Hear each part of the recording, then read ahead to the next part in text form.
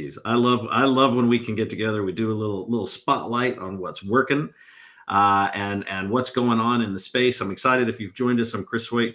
I'm the president of Career Crossroads. I have with me the co-founder, Jerry Crispin, and today's guest we have with us, Alex Murphy, who's the head honcho over at JobSync, the mad scientist head honcho. And Alex, you have brought with us, you've got a guest with us today to kind of do a walkthrough of some fun stuff you guys have taken on over at JobSync and launched. Do you want to introduce your guest? Absolutely. Chris, Jerry, thank you for having us. It's really great to kind of come and showcase what we've been working on. I like to brag about stuff, but I think it's even better when we can get one of our customers, and Zach's our newest live customer. I think we're all of about maybe 8 or 9 days into this adventure in terms of being live. Zach Larson heads up strategy, amongst other things, strategy, analytics, and innovation at First Student. Zach, you want to give us a little bit of a taste of what First Student's all about? Sure. So First Student's the largest private student transportation company in the world. We have around 65,000 employees. Most of those employees are mainly yellow school bus drivers. So we transport the most precious cargo in the world and in North America, both in US and Canada. One fun fact too is we transport more people each day than all of the airlines combined. Wow. So no big deal, right? Just got to get them from here to there. Largest employer of private bus drivers in the country, right? Yep. And kind of a critical set of problems to solve, which we'll dive into here in a moment.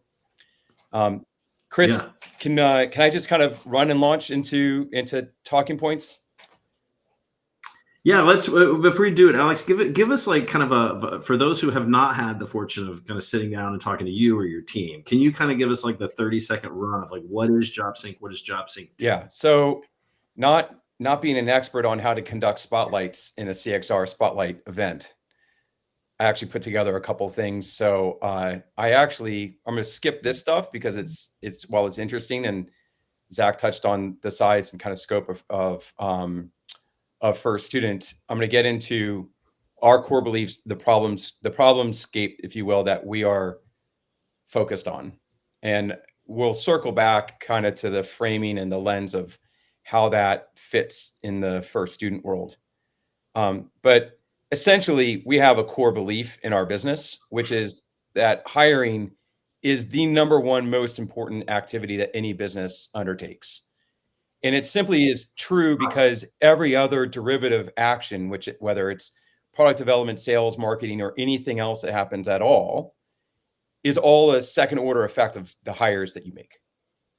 You can't do any of the other activities. You are who you hire. It's kind of like eating vegetables or eating Pop-Tarts, right? One will yield a much better outcome, right? So that's kind of the start of everything. When we think about the problems that we're trying to address, and kind of our tagline is frustration-free hiring, it all narrowly focuses in on the different points of friction in the hiring experience. So that might be a bad candidate experience because the application process is too overwhelming or too long or has too many login forms and so forth. It might be some form of inefficiency within the team doing too many manual tasks. It might be opaque costs, black box, like, here, just give me $50,000 and I'll go spend it the best possible way for you. Zach might be able to talk a little bit about the experience First Student had in the last year on that front. And then there's just, the reality that most people today in decision-making roles want to make great decisions, but they need data to help support that. And far too frequently, decision makers, companies, et cetera, are left with incomplete and inaccurate data, which in our world often means they don't have source tracking nailed down. It's not accurate, or it's simply maybe obfuscated, right? So for example, if you get traffic from a job board and it just says the job board, did you pay for that particular traffic, or did you not pay for that traffic? Is that sponsored click or a not sponsored click? Those kinds of data points matter, right? So that's just framing the problems, and the industry has tried to go solve that by creating 1,000-point solutions. Right? I love what Glenn Liddy has done with creating kind of this massive logo wall, all the little different things that all do all the things, but they don't talk to each other very well. They're often not using the same data. There's lags in the information. You don't have things like your advertising solutions communicating with your career site or vice versa.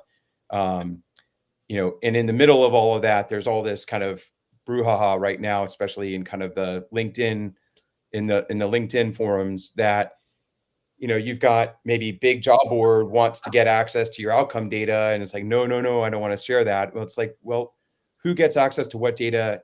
At the end of the day, from our point of view, Zach at First Student needs to have the best data and needs to be able to make all the right decisions. And so our perspective is, let's not make it more complex. Let's instead make it more simple, create something that's an end-to-end hiring operations platform. It's modular, so you can kind of start with one part and then add more and more. It should be highly integrated within your system.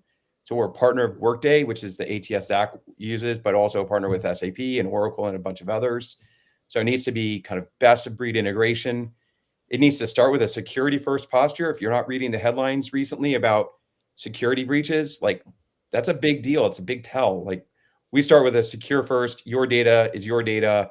We need to protect your data, limit access to that data, et cetera, to only those people that need it. And then provide unbiased and transparent tools and pricing. So for those that have kind of seen JobSync around in the CXR community in particular, we sponsored a research project last year on conflicts of interest, and feel really strongly about the fact that there's a tremendous amount of kind of, we'll say, activity in the space where people are trading and profiting off of incomplete information, and that might come out in the form of markups that the customer doesn't know about, hidden commissions, even kickbacks along the way. So from an outcomes perspective, we want to create an incredible experience, hyper efficient, and radical cost reduction. And so we're going to dive into what that looks like. So this is one of our clients from a couple of years ago, very mature at this point, continues to see the same types of savings and performance, 150% increase in applications from organic traffic, saved over $5 million in overtime not spent. This is Allied Security, and they're one of the largest employers in the US. I believe they're actually the fourth largest employer, now over 1 million employees worldwide. So massive instantaneous results. And this is the platform that does it. So just in a simplistic view, and we're going to go get into like demo in just 1 second. We basically have a foundation. We commonly will call it JobSync Hub. This is where all of the security layer and integration layer happens. And then we've got a couple of modules that sit around job management. So we're going to talk about our product called Amplify, which is an ad management function. Inside of that, we have an optimization tool and a distribution tool. And then we've got candidate management. And we're going to talk today about a product we call Velocity, which is our AI screening agent, but it's about accelerating the time for you to be able to engage with a candidate. So let's talk about the product spotlight. Before we jump into that, though, Zach, when we started talking about you coming on to do this with us, we talked about maybe you could frame like what the big problems were that First Student was facing that you wanted to try to address. Could you speak to, in the context of maybe these areas, what it was that was keeping you up at night that you wanted to try to fix? Yeah, for sure. And thanks for highlighting my friend Donna and friends at Allied Universal over there. They've done an excellent job too. Some of the challenges that we were facing. So we were a Workday customer. We went live with Workday about 1.5 years ago, and excellent ATS and HRIS, but there are some limitations from a user perspective. So we would have the candidate apply on the job board. they'd land on our Work at First site, and then they would have to create a username and password, and then complete the application within Workday. So lengthy process for a high volume type of role, and we would have a 95% fall off throughout that journey. So significant cost in order to secure one application, and of course a lot of runaway costs throughout that process as well. So if we kind of dive into what the experience is for a candidate at First Student. So this is the homepage, right? Typical kind of homepage. It has a careers link.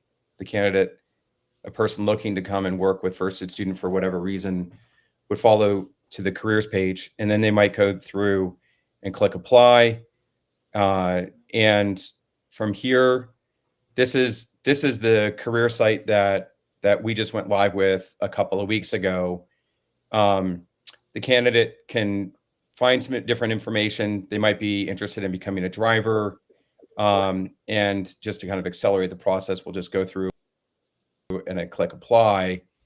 And when they get here, the prior process that existed is that generic kind of login screen, right? Right. So can you kind of speak to what it was about this page, this workflow that stood out to you? Quite a few things. So previously it landed to where they needed to create that username and password. So a lot of candidate friction at that point. So I'm sure there are plenty of folks that are listening. When they hit that point, they're like, I'm good. I'll just proceed with my day with whatever I'm doing here, besides creating that username and password on the ATS.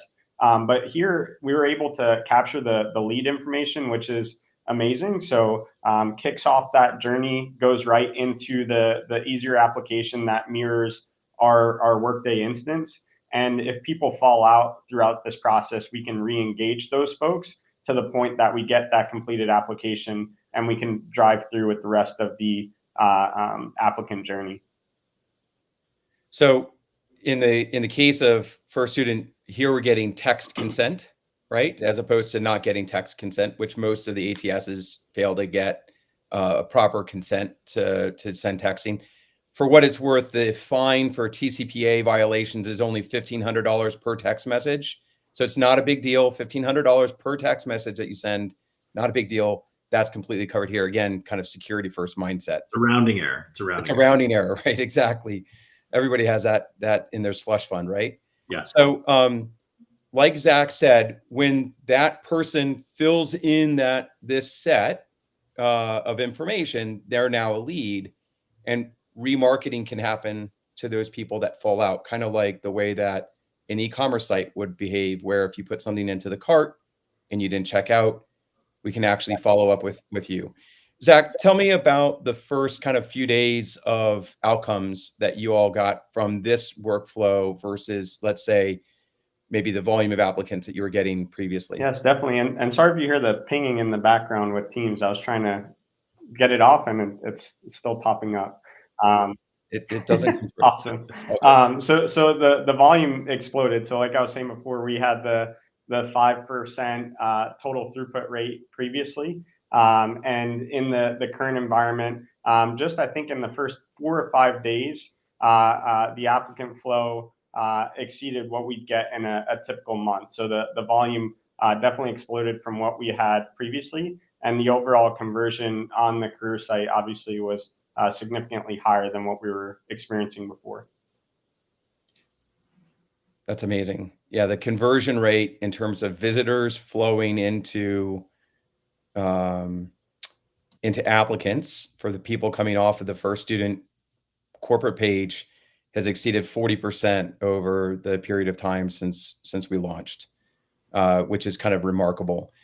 For sponsored campaigns and for organic campaigns where a person lands on the job posting and is already in the process of starting down the application journey, we actually see conversion rates that are in the mid 80% range, which is kind of amazing, right? For all the solutions in the world that exist around trying to help increase performance, we've got one that is really doing it.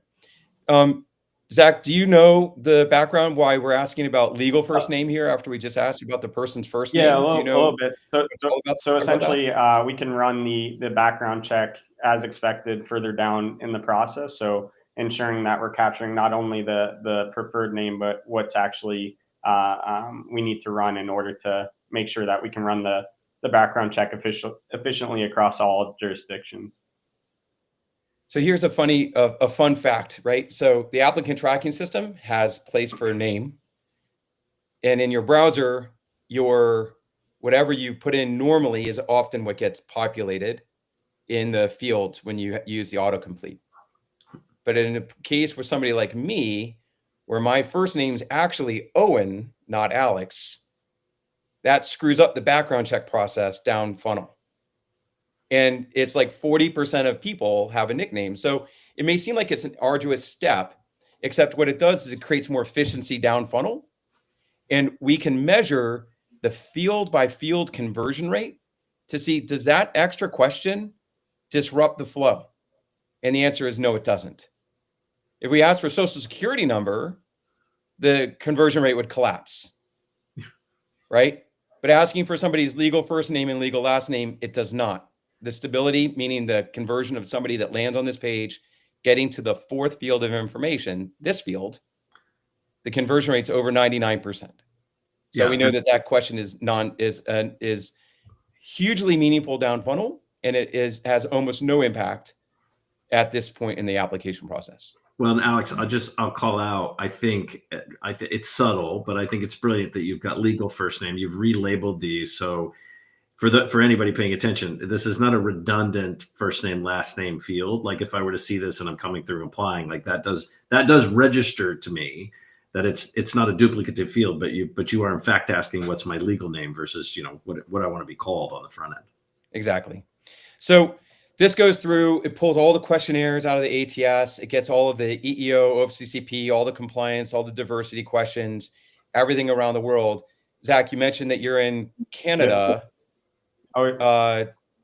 How are we doing there in the province of Quebec? So definitely an interesting environment up in Quebec compared to the rest of our areas throughout the U.S. and Canada even. So Quebec has a law, and I can't recall the exact number, but it's a law that explicitly says you need to be French first. So if you're producing something in English, you also need to be able to produce it in French as well. So with the job ads, we have both that are available to the candidate, and then for the career site itself, we're understanding what someone's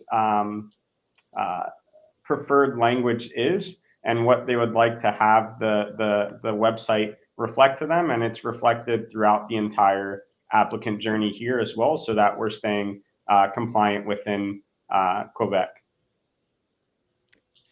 Within Quebec, or even just not staying compliant necessarily with the regulatory agencies, which is critically important, but also the individual users.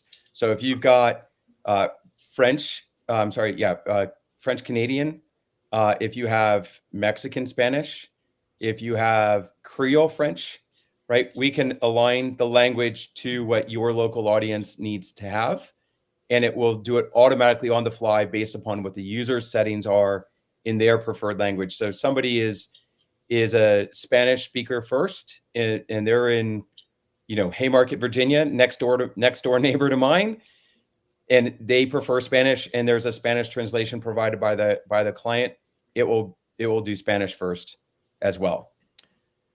Anything else that's of note here on the career site, Zach, that you want to call out?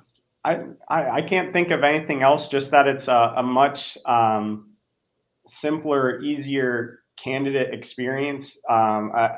It mirrors the typical job board too. One looks very similar to what you'd expect on Indeed or Zip or any of the other job boards out there, where it's very easy to capture that candidate info and move quickly through the process.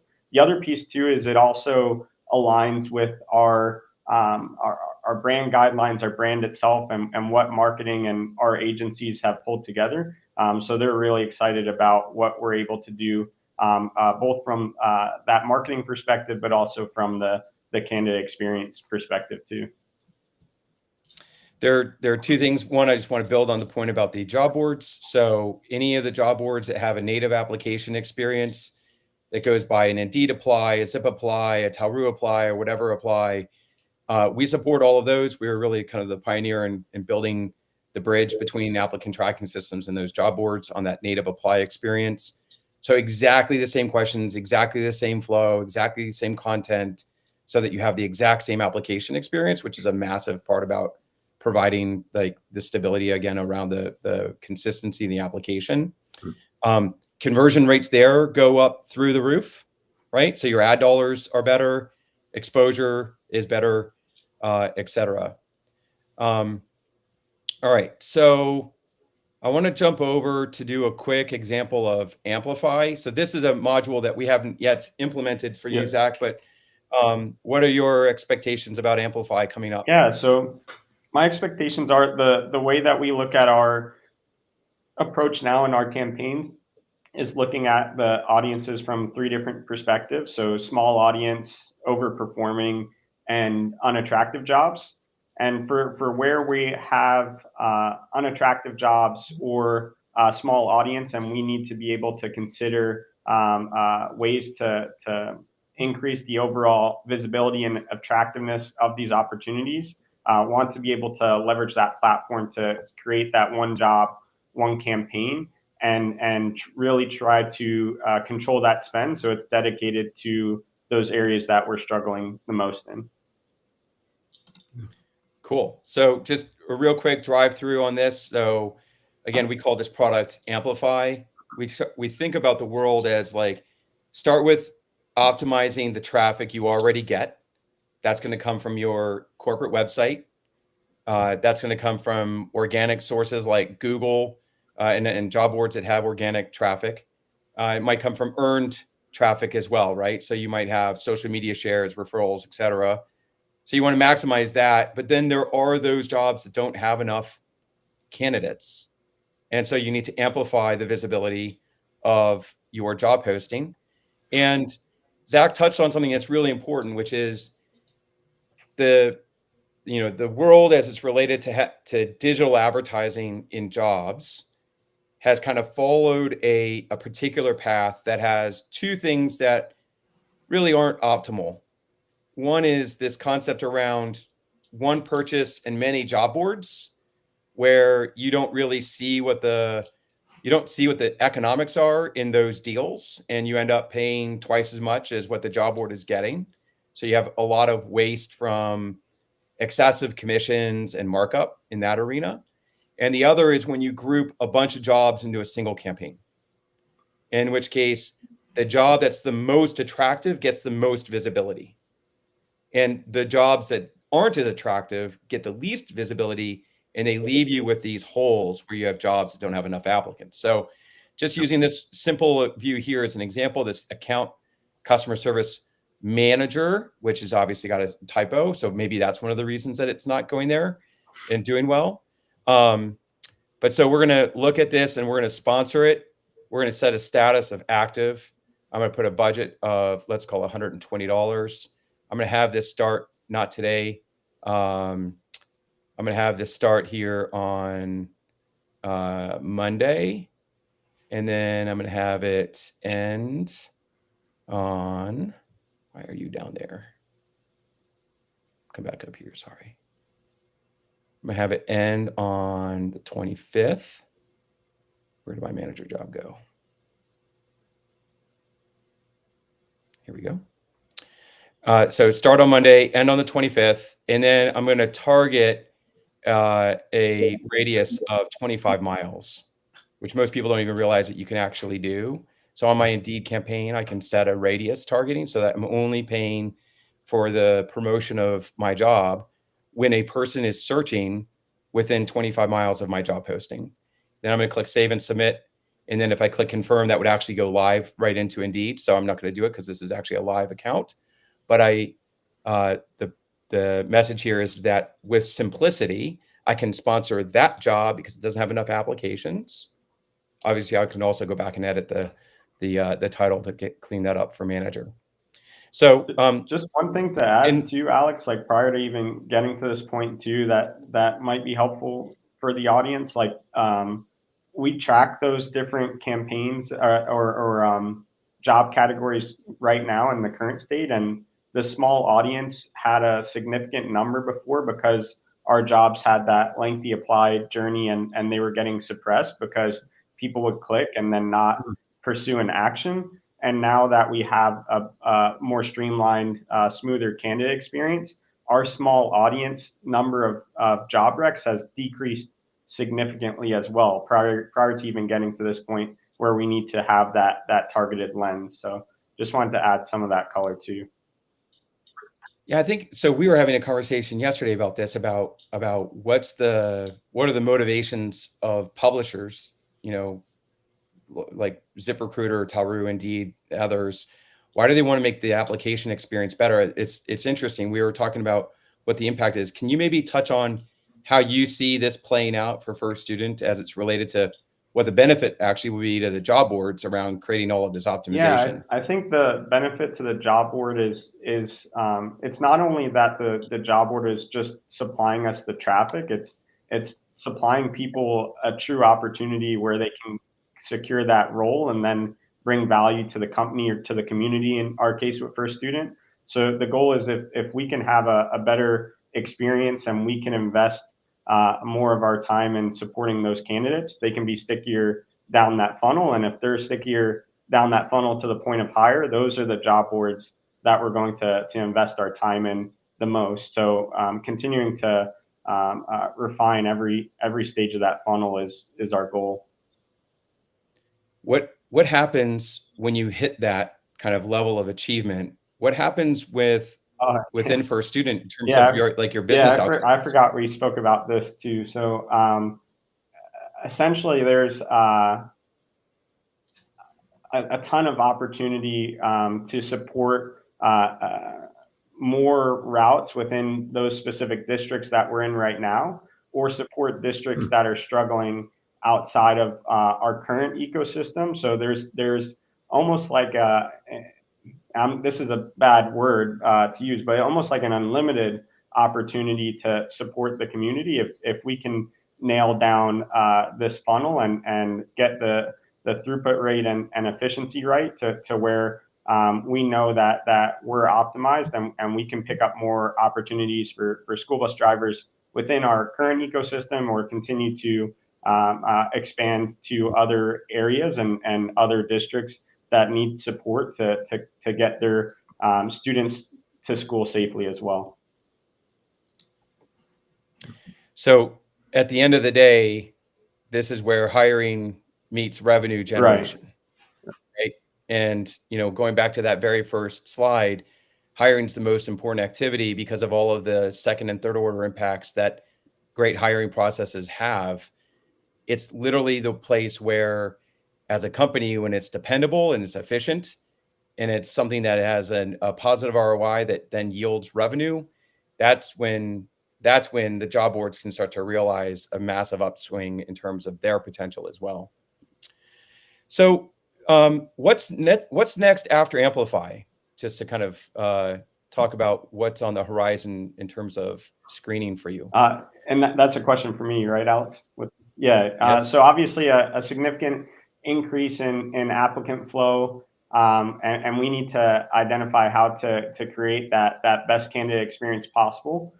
So we're pulling together as much data as possible right now on the job ads, all our URLs, what the current experience is like on our first call, where we are essentially interviewing and offering the candidate and scheduling them for training, for commercial learners permit training. So they need to have their CLP in order to begin our paid training journey.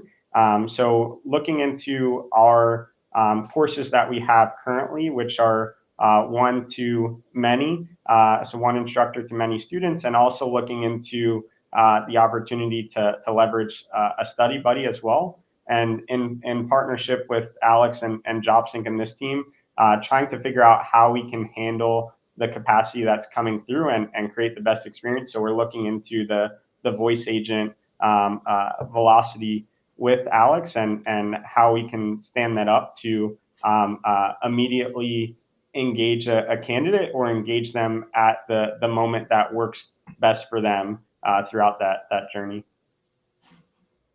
So this is the point where I nervously walk out onto the to the edge of the 8-story building and talk about how we're going to tightrope across the chasm, if you will. So this is very much demo, and so what I'm going to do here is I'm going to show a kind of like a simplified workflow. So what we're going to do here is we're going to do a quick start of an interview screen for this job, pharmaceutical sales rep, right? It's got particular details to it that are related to selling pharmaceuticals. We've got questions that need to be answered. The recruiting team can select a questionnaire. They can build a questionnaire on the fly. From a demo perspective, I'm kind of pulling the process that is similar to like a cooking show. So I've already started baking the cake. So I'm going to pop over here and show you that what happened is Mackenzie, in this case, got an email from Velocity, which is our AI assistant working on behalf of Acme Health, very, very large healthcare provider in the city of Metropolis. And Mackenzie can start the interview process by clicking here, which then brings up a quick dashboard where they're going to get some interview tips and they're going to start an interview. And so we're going to do this live right now. Let's do it.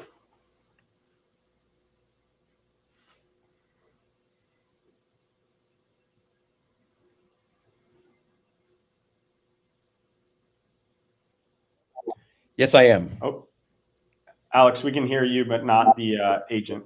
Yep. Okay. Let me back up. That's good to know. Thank you. And going to reshare. There you go. We'll pull that up on the screen.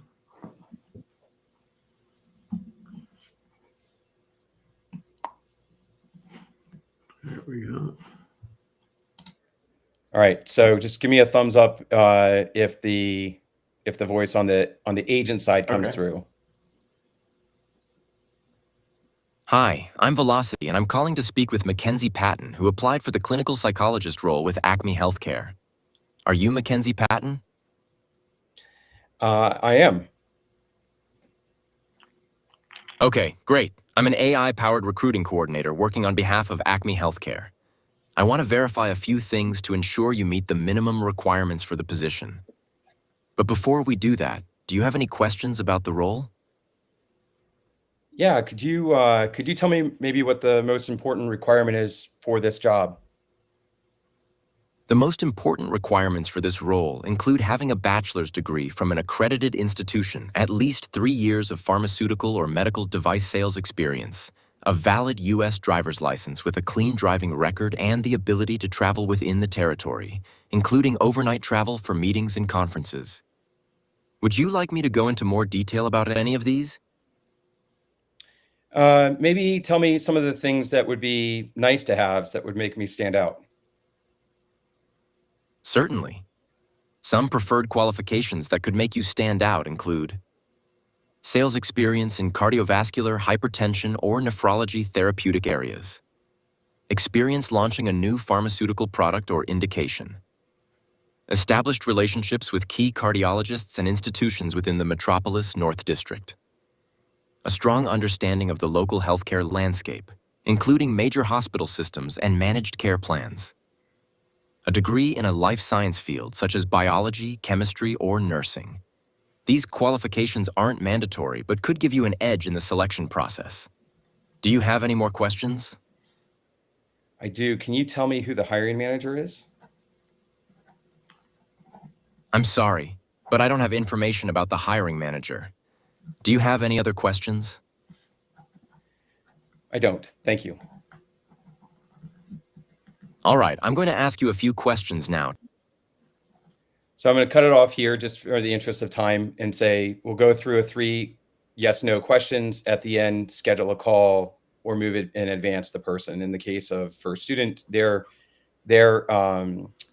use case is going to be to direct the person into a training program, because that's the next step in the process. After they've kind of made it through, it's really about creating momentum. In the case of a healthcare organization, it's often nurses have schedules that don't line up with the recruiter's schedule. So this call can happen at 10:30 at night. It can be put at the very back end of the application experience with a specified time to make the phone call. And kind of leaning on the point about transparency, we start out by saying this is an AI agent. This isn't something trying to mask as being a person. Velocity, I'm sure there probably is a person named Velocity, but it's not like we're trying to act like a human in the process. And so we're very much about, I shouldn't say even, across the entire ecosystem of the people that we interact with, candidates, hiring managers, et cetera, is to have that level of transparency all along the way. One of the use cases that was kind of interesting when we first started sharing this with some of our clients, we have a large engineering and construction firm in Canada as a client. They have to do a cleaning project in the oil sands fields up in northern Canada, where they shut the oil fields down for 2 months, and they have to rehire the crew to come do that every year. And it takes them weeks and weeks to make those hires. Velocity can get that done for them in an afternoon. So it's pretty neat, pretty cost effective. Our pricing program, kind of leaning on the point about transparency, is all about setting a price for what our part of the tool is. And then all the ingredient costs from the language models and so forth, they're all passed through transparently. So the client can see exactly what's going on. And then they get to be a participant in how complicated do we want to make the interaction from the agent side actually be? Because there's a cost benefit from spending more money, get it more complicated, go more deep in the conversation, or maybe just keep it surface level to begin with. Alex, the more folks we talk to about technology like this, pricing continues to come up as a really interesting challenge, because you've got, some organizations trying to do a per interview type of cost, but like, as you were showing, kind of the more questions you ask, the more complicated that gets, the longer that goes. There's a cost on the backside of that comes up. And I think that's where somebody had shared the phrase with us, this effort-based pricing. So is that kind of the headspace of JobSync as you're kind of putting this together and rolling it out? Is, you can scale it as much as they want, but the organizations have to understand that with more lift, obviously becomes, more cost. Yeah. So the in a word, yes. What I'll say is that it's not even so much necessarily just about lift, if you will. It's more like alignment, I guess, for lack of a better way of putting it. Right. So Zach's use case for the first version of this is really around accelerating a person through the steps of the process to get them from passive interest to deep interest to like leaning in all the way. Like, I want to go forward as fast as possible. And, we all know the black box scenario that happens, or the, 1 week delay, or even in the case with like when we increase this volume of applicants with first student in the first couple of days, all of the available spots in the interview scheduling team were all gone almost instantly. Right. And so, our applications that were getting processed, first students applications that were getting processed 1-2 days after the program launched, it would take 4 or 5 days, even for an AI scheduling agent to have visibility to see that there was even space in a recruiter's calendar. Right. This can happen, literally 3 seconds after the person clicks submit on their application. Right.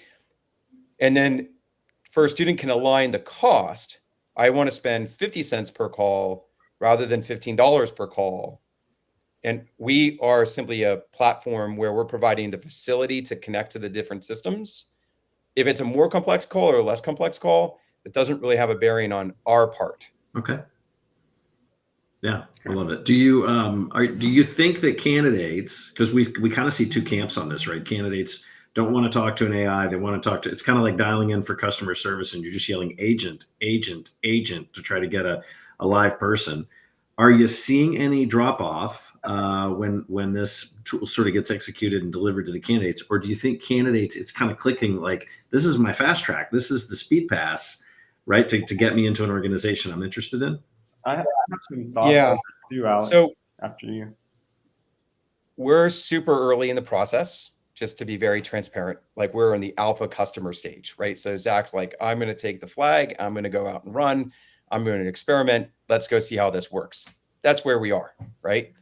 What I will say is, you know, I'm not going to spend a lot of time on this particular topic, but like, if you have something that's masquerading as AI as though it's going to actually be conversational and it's not, that's where candidates go sideways. Okay. Right? So if you go to Reddit and you find your way into like all the various things that label themselves as AI that aren't, that really frustrates people. This is having a dialogue. And like I asked it a question that I knew it would say no to, right? About the hiring manager. Some recruiters don't know that either. It's okay. So I was trying to demonstrate something, which is you can't inject something into this and you can't extract something that is hidden information, right? It's not going to, and it's like what we've kind of built around this agent is, I'll say guardrails. It's not like you can't blow through a guardrail occasionally, but like there are guardrails around not disclosing or sharing or providing information that's outside the scope of what the company wants to disclose. If the candidate asks the question that the agent can't answer, it logs it, it sends it in an email to the recruiter. The recruiter can then reply back. That type of back and forth interaction is the type of thing that in our research, talking to job seekers, that's what actually engenders a lot of goodwill and a desire to work with the company. It's transparent. You're not trying to tell me that you're something that you're not. And I'm actually having a conversation with this thing. It's actually answering questions dynamically along the way. It's not just regurgitating and reading the job description either, right? It's saying it in a sentence in prose in a actual conversation. Yeah, I think the gold nugget, and Zach, I know you want to chime in here. I think the gold nugget there is the disclosure right up front that says, I'm not trying to trick you into something. We're not trying to skirt any type of details. This is an AI agent that's just here to help you get through the process and move more quickly. And I gotta think that's going to resonate with most candidates. Zach?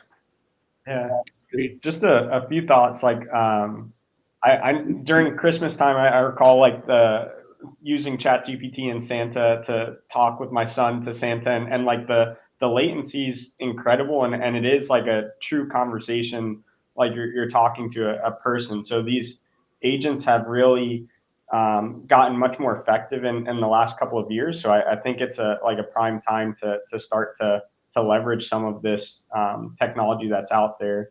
A couple of pieces to this too is during that conversation, for example, if the person comes in with a CDL and we want to roll out the red carpet and fast pass them through this process, there's nothing holding us back from leveraging the agent to pass to a live recruiter in that moment. Or if someone's running into a significant hurdle, passing to a live recruiter in that moment too. But I also think about this funnel, like the candidates are going to continue to get more and more valuable, and their interest will get higher and higher as we get further down the funnel itself. So if I'm able to leverage these voice agents to keep them engaged to where they can get a CLP, to where they can get into this training to actually get a role to help the community.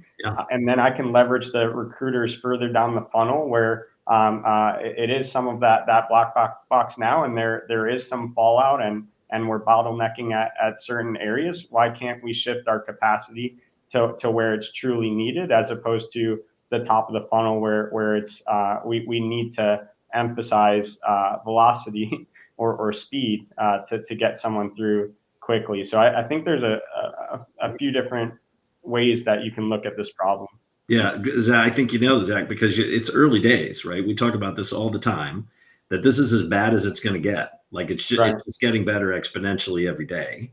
And as impressive as it is now, and as much of that workflow that you can already hand off, that's just going to increase, allowing you to take the headcount that you've got, real people headcount that you've got, and really focus on the interactions and the decision making and the relationships, which I think is huge.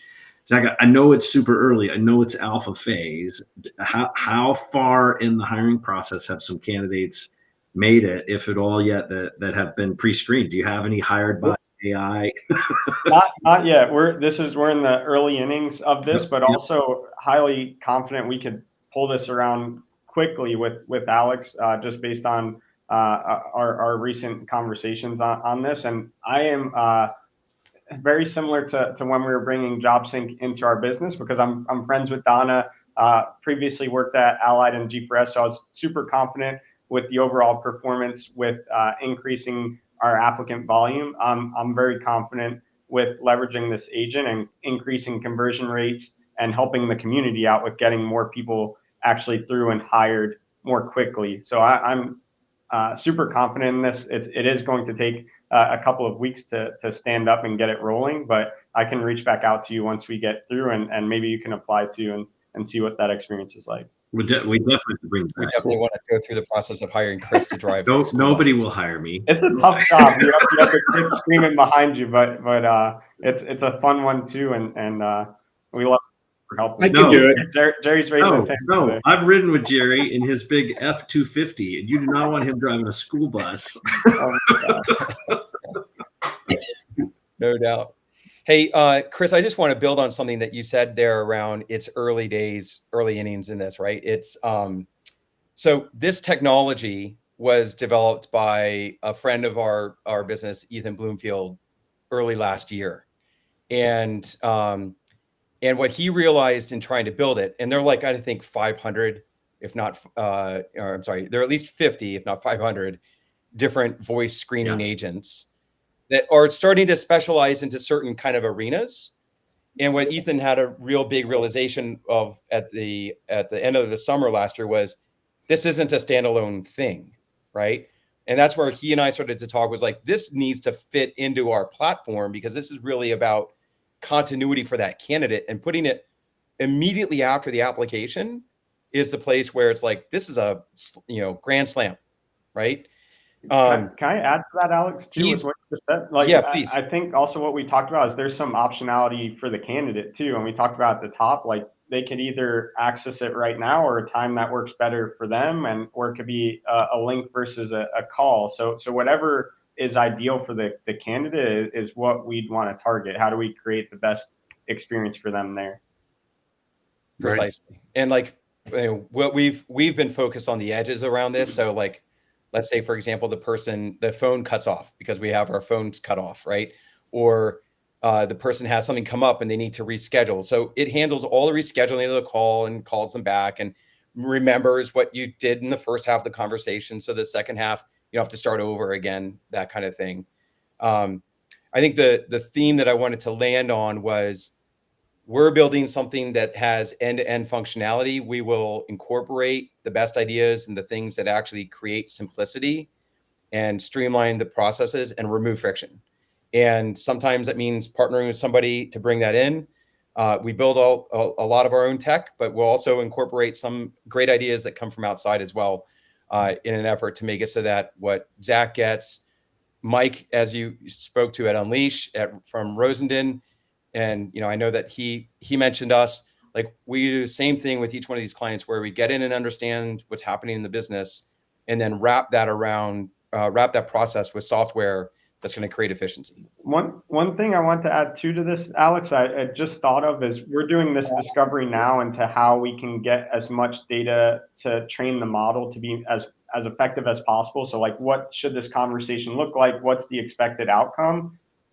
All this discovery that we're doing now on day one, we're going to have more data in half a day that we're going to create a better experience just off of that. So it's not just a one-time Herculean effort. Like these models or these agents should consistently get better based on all of the data that they're receiving on a daily basis. So that's something to take into consideration too. Yep.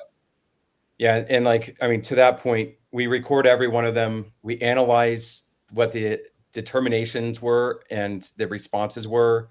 We look for what the gaps are, and then build and align fixes. And probably one of the more important things is nothing that this AI is doing is deterministic in terms of like evaluating the person's responses. Like, did you do a good job of answering that question? I didn't like how you said yes. It is determining, did you say yes or did you say no? Yeah. Right? It's not bringing the emotional bias into the equation, and it's not scoring them based on, did you write a sufficient resume to my liking, so I'll score you at an 89 versus a 79, that type of thing. So go back to the point, early days, lots of fun, pretty interesting stuff. Cool. All interconnected.